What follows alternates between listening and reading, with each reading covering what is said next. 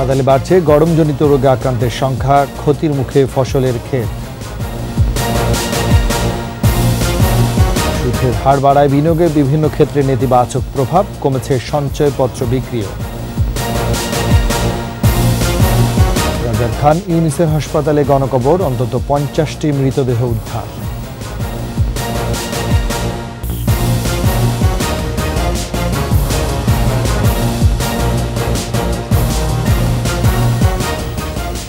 শুনছিলেন first security ইসলামী bank পিএলসির সংবাদ শিরোনাম। আমন্ত্রণ দুপুর 12টার 21শে সংবাদের সাথে আছে আমি রাজীব জামান। আর দর্শক, 21শে টেলিভিশনের সংবাদ একই সাথে সরাসরি দেখতে পাবেন আমাদের ফেসবুক পেজ www.facebook.com/2124 অনলাইনে। প্রচণ্ড তাপপ্রবাহে দেশের বিভিন্ন হাসপাতালে বাড়ছে গরমজনিত রোগে আক্রান্তের সংখ্যা। শরীয়তপুরে শিশুসহ ডায়রিয়া আক্রান্ত 2 শতাধিক। এদিকে অতিরিক্ত গরমে ক্ষতির মুখে ফসলের ক্ষেত। প্রতিনিধিদের সহায়তায় মাসুম আলী স্যার প্রতিবেদন। যশোর ও চুয়াডাঙ্গা জেলার উপর দিয়ে বয়ে যাচ্ছে তীব্র তাপপ্রবাহ। খুলনা ও ঢাকা বিভাগে তীব্র এবং ময়মনসিংহ, মৌলভীবাজার, ফেনী, কক্সবাজার, চাঁদপুর ও রাঙামাটি জেলাসহ রাজশাহী ও বরিশাল বিভাগে মৃদু থেকে মাঝারি তাপপ্রবাহ বয়ে যাচ্ছে। শরীয়তপুরে জনজীবন বিপর্যস্ত হয়ে পড়েছে। 36 ঘণ্টায় জেলার 6 উপজেলায় শিশুসহ 2 শতাধিক মানুষ ডায়রিয়ায় আক্রান্ত হয়েছে। এদিকে শরীয়তপুর সদর হাসপাতালে বেডের তুলনায় 6 গুণ বেশি রোগী ভর্তি হওয়ায় চিকিৎসা সেবা ব্যাহত হচ্ছে। বহু রোগীর জায়গা হয়েছে হাসপাতালের মেঝেতে। পরে সিট পাই নাই, তাই এইখানে গরমের কারণে ডায়রিয়া, পাতলা পায়খানা, এই জ্বর, এই অবস্থা, এই আপনাকে আমাকে এই অবস্থা। চিকিৎসকরা জানান, প্রচণ্ড গরমের কারণে ডায়রিয়ার প্রকোপ বেড়েছে। এছাড়া সর্দি, জ্বর ও ঠান্ডাজনিত রোগেও আক্রান্ত হচ্ছে অনেকে। এ অবস্থায় বেশি বেশি তরল জাতীয় খাবার খাওয়ার পরামর্শ তাদের। এই মুহূর্তে আমাদের ডায়রিয়া জনিত যে রোগগুলা সেটা হচ্ছে বেশি বাড়ছে, প্লাস হচ্ছে অ্যাকিউট মানে গ্যাস্ট্রোএন্টারাইটিস, সাথে পেটের ব্যথা, সাথে সাথে আরও সিজনাল ফ্লু, যেমন এই গরমের কারণে ঠান্ডাজনিত সমস্যাও কিন্তু কিছু বাড়ে। গাইবান্ধায় ক্ষতির মুখে বিস্তীর্ণ চরাঞ্চল সহ 7 উপজেলার অপরিপক্ক পাট ও তোষা গাছ। তাপদাহে মারা যাচ্ছে পাট গাছও। জমিতে সেচ দিয়ে কোনো কাজ হচ্ছে না বলে জানালেন চাষিরা। বৃষ্টির পানির অভাবে পাট মারা গেল, মেশিনের পানি দিয়েও তো কুল পাচ্ছি না, পাট সব শেষ, পড়া যায়। যে আশায় বলছিলাম সে আশায় পাট ক্ষেতটা এমন অবস্থা হয়েছে, এখন নিরেলেও আর হবে না। প্রচণ্ড গরমে অতিষ্ঠ মোংলার জনজীবন। সবচেয়ে বেশি বিপাকে খেটে খাওয়া মানুষ। আবহাওয়া অধিদপ্তর বলছে, আগামী সপ্তাহের মধ্যে বৃষ্টির সম্ভাবনা নেই, বরং গরমের তীব্রতা আরও বাড়তে পারে। মাসুম আলী, 21শে টেলিভিশন। বড় ধরনের ঝড় বৃষ্টি ছড়া সহসে থামছে না তাপপ্রবাহ। আবহাওয়া অফিস বলছে, মাস জুড়েই এমন তাপপ্রবাহ থাকবে। রাজধানীর কারওয়ান বাজারে আছেন আমাদের সহকর্মী মানিক শিকদার, তার কাছ থেকে জানবো আরো খবরাখবর। মানিক, আমরা জানি যে তীব্র গরমে জনজীবন বিপর্যস্ত, চরম দুর্ভোগের সাধারণ মানুষ। এই মুহূর্তে আসলে আপনার কাছে আর কি খবর আছে? রাজীব, যেটা জানেন যে আজকে যে পরিস্থিতি তাপমাত্রা, গতকালকে আমরা দেখেছিলাম দেশের এই মৌসুমের সর্বোচ্চ তাপমাত্রা উঠেছিল, সেটা হচ্ছে যশোরে।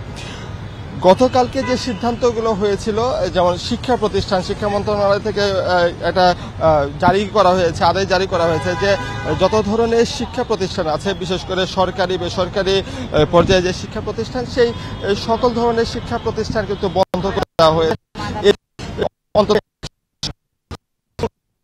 প্রবাহের উপর ভিত্তি করে পরবর্তী হয়তো আবার সিদ্ধান্ত নেওয়া হবে। আমরা আজকে আবহাওয়া অফিসের সাথে যেটা কথা বলে জানতে পেরেছি যে এই যে তাপপ্রবাহ চলছে, সেই তাপপ্রবাহ সহসাই কিন্তু কমছে না। সাধারণ যে যারা শ্রমজীবী মানুষ আছেন, বিশেষ করে যারা রিক্সা আছেন, দিনমজুর আছেন বা যারা কৃষক আছেন, তারা কিন্তু একটা খুব নাজুক পরিস্থিতির মধ্যে তারা বিরাজ করছেন। আমরা এই মুহূর্তে আমরা দেখতে পাচ্ছেন আমাদের সাথে একজন রিক্সাওয়ালা আছেন, তার সাথে আমি কথা বলতে, দাবদাহ হচ্ছে, গরম হচ্ছে, এতে করে আপনাদের আসলে কি সমস্যা হচ্ছে? আমাদের অনেক সমস্যা। আমাদের তো আসলে আমরা গরিব মানুষ, আসলে আমরা যদি এই রোদ্রের মধ্যে পরিশ্রম করি তাহলে দেখা গেছে অসুস্থ হয়ে যাইতে পারি। তো এটা তো মনে করেন আমাদের এত একটা সমর্থন নাই, কোথাও চিকিৎসা মানে আমাদের কষ্ট হয়, একজন অসুস্থ হয়ে গেল তারপরেও দিন আইনা দিন খাইতে হয়, মানে পরিস্থিতিতে আমরা এই রাস্তাঘাটে। যেটা উনি বলছিলেন যে দিন এনে দিন খেতে হয়, যার কারণে তারা বাধ্য হয়েই কিন্তু এই প্রচন্ড তীব্র, অতি তীব্র তাপপ্রবাহের মধ্যেও কিন্তু যারা দিনমজুর যারা আছেন তারা কাজ করতে হচ্ছে।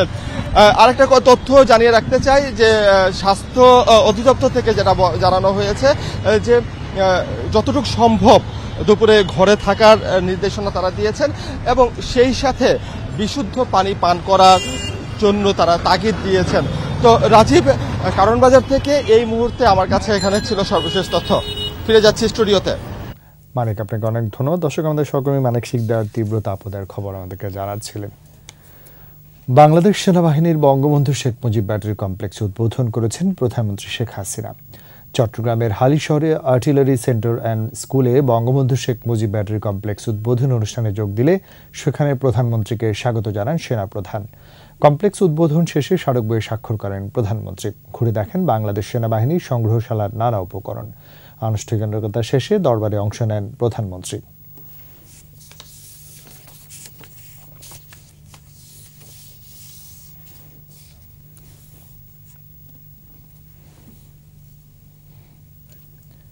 সুদের হার বৃদ্ধির কারণে বাড়ছে ব্যবসার খরচ। সরাসরি প্রভাব পড়ছে বিনিয়োগের বিভিন্ন ক্ষেত্রে। ব্যাংক আমানতে নিশ্চিত উচ্চ মুনাফা পাওয়ার পুঁজিবাজারের মতো ঝুঁকিপূর্ণ খাতে বিনিয়োগে নিরুৎসাহিত হচ্ছেন সাধারণ মানুষ। পাশাপাশি সঞ্চয়পত্র বিক্রিও কমে গেছে। আরও জানাচ্ছেন মেহেদী হাসান। গত মার্চ মাসে দেশে সার্বিক মূল্যস্ফীতি ছিল 9.81%, আর গত এক বছরে এর গড় 9.69%। এই উচ্চ মূল্যস্ফীতি নিয়ন্ত্রণে ধারাবাহিকভাবে নীতি সুদ হার বাড়াচ্ছে কেন্দ্রীয় ব্যাংক। সবশেষ মুদ্রানীতিতে এ হার 0.52% বাড়িয়ে 8% করা হয়েছে। ফলে এখন মেয়াদি আমানতে কোনো কোনো ব্যাংক সর্বোচ্চ 12 থেকে 13% পর্যন্ত সুদ দিচ্ছে। মূল্যস্ফীতি নিয়ন্ত্রণে এখনও খুব বেশি সফলতা না মিললেও কেন্দ্রীয় ব্যাংকের হিসাব বলছে বেড়েছে ব্যাংক আমানত। 30 সেপ্টেম্বর 2023 দেশের ব্যাংক খাতে মোট আমানত ছিল 17,13,134 কোটি টাকা, আর 31 ডিসেম্বর 2023 তা বেড়ে উন্নীত হয় 17,49,132 কোটি টাকায়।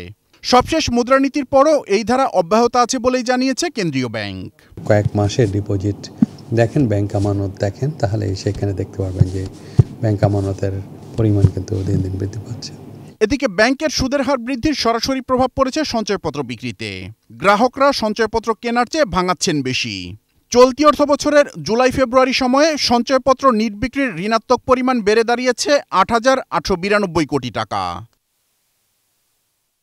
অন্যদিকে আমানতে সুদের হার বৃদ্ধির বিপরীতে বিনিয়োগের আরেক ক্ষেত্র পুঁজিবাজারে চলছে অস্থিরতা।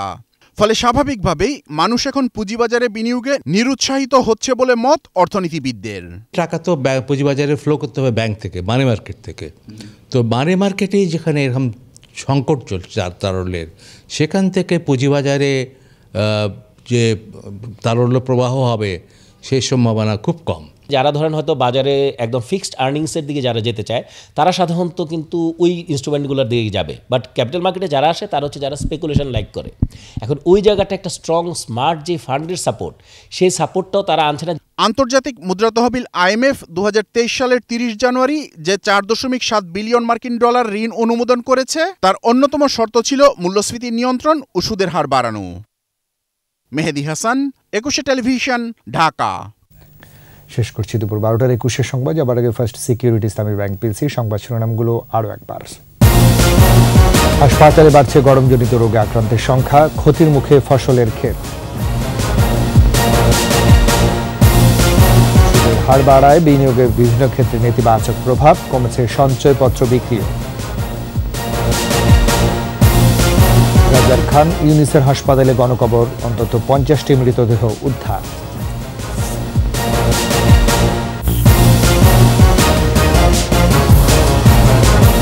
সবশেষ খবর জানতে ডায়াল করুন 202 নম্বর, আর ভিজিট করুন 21.com এই ওয়েবসাইটে। সারা ফেসবুকে ভিজিট করতে পারেন facebook.com/2124 অনলাইন। এতক্ষণ সাথে থাকার জন্য ধন্যবাদ। পরবর্তী সংবাদ দুপুর 2টায় দেখার আমন্ত্রণ রইল। 21-এর সাথে থাকুন।